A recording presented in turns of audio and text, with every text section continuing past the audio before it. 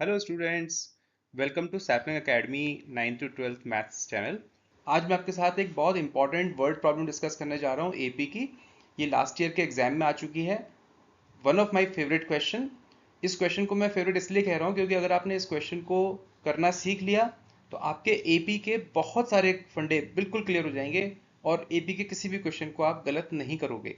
मैं इस क्वेश्चन को स्टेप बाय स्टेप आपको समझाऊंगा ताकि आपको ये क्वेश्चन तो क्लियर हो जाए और आगे फ्यूचर में कोई भी इस टाइप का क्वेश्चन अगर आएगा एपी का तो आप उसको बिना किसी हिचक के आराम से सॉल्व कर सकोगे।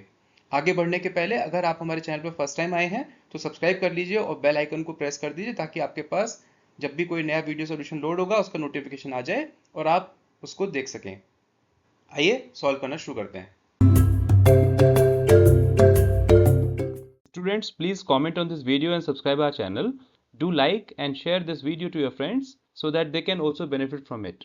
तो क्वेश्चन हमें दिया गया है the sum of the first and eighth terms of an AP is 32 and their product is 60। तो कोई एपी है और उसका जो पहला टर्म और आठवां टर्म उन दोनों का जो सम है वो 32 है और उनका जो प्रोडक्ट है वो 60 है। ये हमें क्वेश्चन में कंडीशन दी जा रही है। तो क्या करना है हमको? Find the first term and common difference of the AP. तो हमसे एपी नहीं पूछ रहे हैं लेकिन हमसे फर्स्ट टर्म पूछ रहे हैं कि क्या होगा, यानी कहाँ से वो शुरू होगी एपी, और कॉमन डिफरेंस क्या होगा, यानी दो टर्म्स के बीच का जो डिफरेंस होगा वो क्या होगा।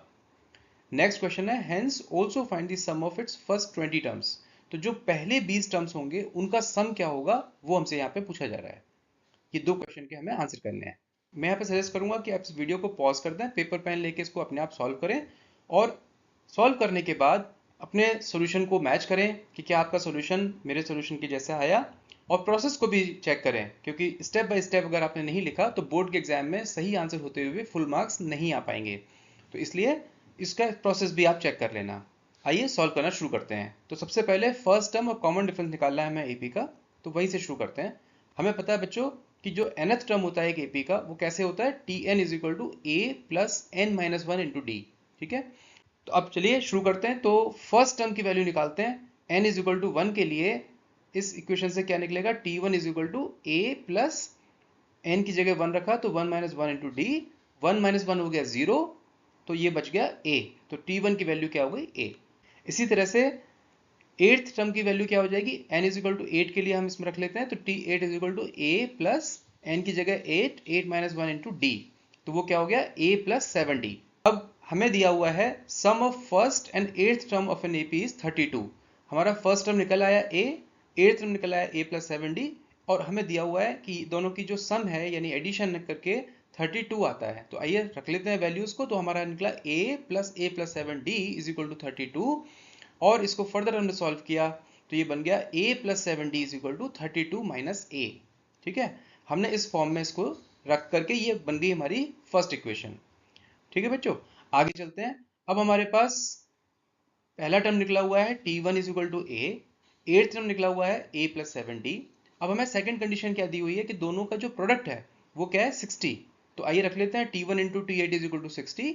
दोनों की वैल्यू प्रोडक्ट कर दीजिए तो क्या हो जाएगा, a into a plus seven d is equal to 60। ठीक है, अब यहाँ पर हमारे पास जो फर्स्ट इक्वेशन थी उसमें हमने क्या निकाला था, a plus seven d is equal to 32 minus A.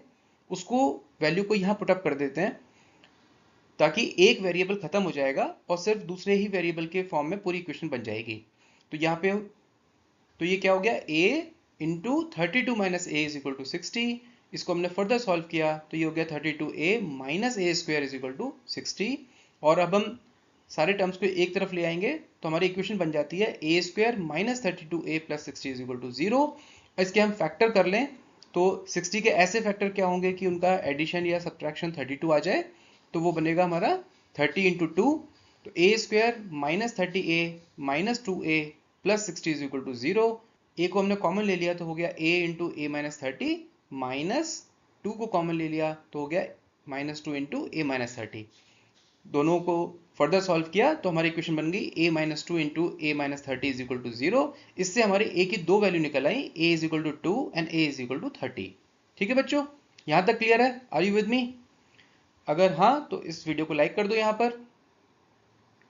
Okay, आगे बढ़ते हैं। अब हमारे पास जो इक्वेशन थी उसमें था a plus seven d is equal to 32 minus a. A की वैल्यू हमारी निकल चुकी हैं, दो वैल्यूज निकली हैं, एक एक करके दोनों को पुटअप करते हैं और उससे हमारे डी की वैल्यू निकल आएंगी। पहले डी के लिए सॉल्व कर लेते हैं।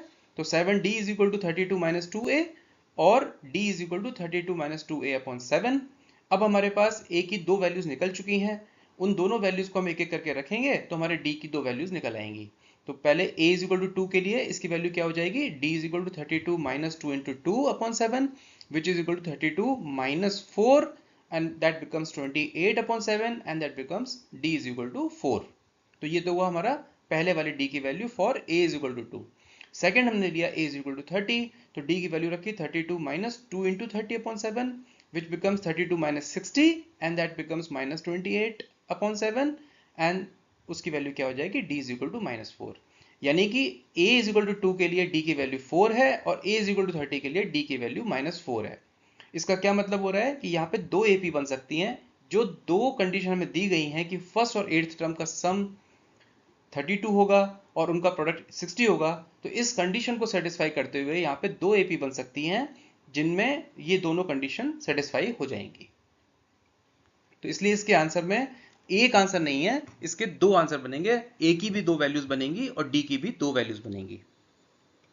ठीक है, आइए अब सेकंड क्वेश्चन लेते हैं। सेकंड क्वेश्चन था सम ऑफ फर्स्ट 20 टर्म्स। ठीक है, अब किसी भी एपी का जो फर्स्ट n टर्म्स होते हैं उसका फॉर्मूला क्या होता है, s n is equal to n by two into two A plus N minus one into d.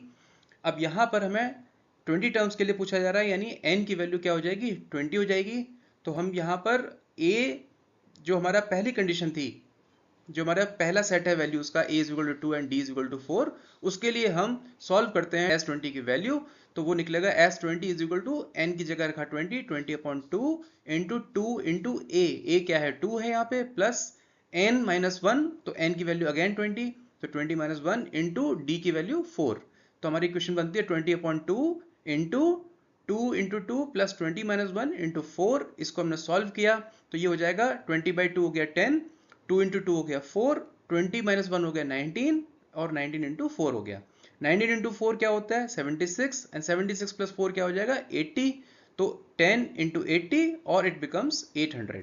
तो ये हो गया हमारे फर्स्ट 20 टर्म्स का जो सम होगा वो 800 होगा for a is equal to 2 and d is equal to 4 की वैल्यूज के लिए। सेकेंड सेट ले लेते हैं जहां पर हमारी a की वैल्यू थी 30 और d की वैल्यू थी -4।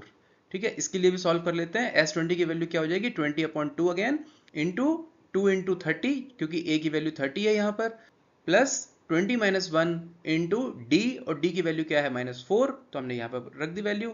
इसको सॉल्व करते हैं तो s20 की वैल्यू क्या हो जाएगी, अगेन 20 अपॉन 2 हो जाएगा 10, 2 इंटू 30 हो जाएगा 60, 20 माइनस 1 हो जाएगा 19 और -4 हमारे पास है ही।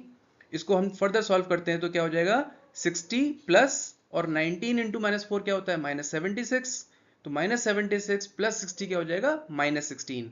तो हमारे पास s20 की वैल्यू क्या बचेगी 10 into -16 which is equal to -160। ये हमारे 20 टर्म्स की फर्स्ट 20 टर्म्स की वैल्यू निकल आती है -160। इस तरह से सेकेंड पार्ट के भी दो आंसर बनेंगे, क्योंकि हमारे पास दो सेट ऑफ वैल्यूज हैं a और d के लिए, तो हमारे फर्स्ट 20 टर्म्स का जो सम बनेगा वो भी दो बनेंगे। तो इस क्वेश्चन की ट्रिक यही है कि आपने इसमें जल्दीबाजी नहीं करनी है, आपने इसको स्टेप बाय स्टेप सॉल्व करना है। nth टर्म के फॉर्मूले से आपको वैल्यूज निकालनी है और उन वैल्यूज को कंडीशंस में रख करके जो आपकी क्वाड्रेटिक इक्वेशन बनेगी सॉल्व करते हुए आपके पास दो वैल्यूज अगर निकल रही हैं तो दो वैल्यूज को लेकर के सॉल्व करना है। a d की दो सेट बनेंगे और इसलिए s20 के भी दो वैल्यूज बनेंगी। अगर आपने इसमें से एक सेट को लेकर सॉल्व किया और आंसर खत्म कर दिया तो आपके मार्क्स कट जाएंगे। Are you with me so far? If yes तो लाइक कर दीजिए इस वीडियो को। अगर पसंद आया तो अपने दोस्तों को भी फॉरवर्ड कर दीजिए ताकि उनको भी इस क्वेश्चन का सही आंसर कैलकुलेट करना आ जाए। आइए समरी कर लेते हैं। तो हमने सबसे पहले tn की वैल्यू निकाली फर्स्ट और एट्थ टर्म के लिए, और उसको जब कंडीशंस दी हुई थी एडिशन 32 और प्रोडक्ट 60 के लिए, उनको क्वाड्रेटिक इक्वेशन को सॉल्व किया तो हमारे वैल्यू निकली a is equal to 2 and a is equal to 30। उसके लिए हमने d की वैल्यू निकाल ली, तो a इज इक्वल टू 2 के लिए d की वैल्यू आई 4 और a इज इक्वल टू 30 के लिए d की वैल्यू आई -4। अब हमने निकालना था फर्स्ट 20 टर्म्स का सम, तो a इज इक्वल टू 2 के लिए हमारा सम निकला 800 और a इज इक्वल टू 30 के लिए हमारा सम निकला -160। इति समाधानम।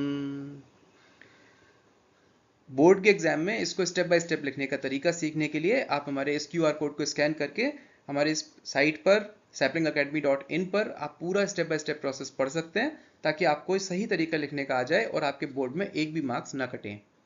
अगर आपको इस टॉपिक के ऊपर और भी क्वेश्चंस चाहिए और आपको एक्सपर्टीज हासिल करनी है, तो आप हमारे इस QR कोड को स्कैन करके आप हमारे चैनल पर डिफरेंट वीडियो सॉल्यूशंस देख सकते हैं AP के ऊपर, और आप इस टॉपिक के ऊपर पूरी ग्रिप हासिल कर सकते हैं। अगर आप हमारे चैनल पर फर्स्ट टाइम आए थे तो आप इसको सब्सक्राइब कर लीजिए और बेल आइकन को प्रेस कर दीजिए, ताकि आपके पास हर वीडियो सॉल्यूशन का नोटिफिकेशन आता रहे और आप कोई भी इंपॉर्टेंट क्वेश्चन को मिस ना करें। Wish you all the best बच्चों, जल्दी मिलते हैं एक नए वीडियो सॉल्यूशन के साथ। बाय।